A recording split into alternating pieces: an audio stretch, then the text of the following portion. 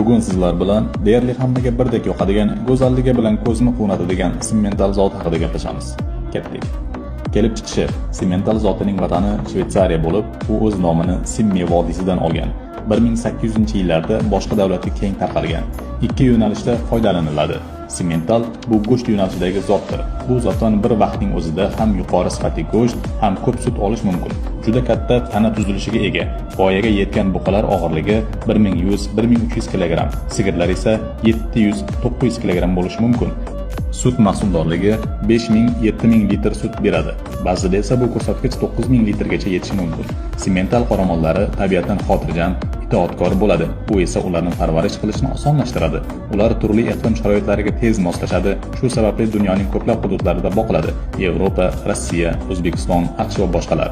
Buqachilar tez vazn yig'adi. Kunlik o'sish sur'ati 1-3 kg gacha bo'lishi mumkin. Simmental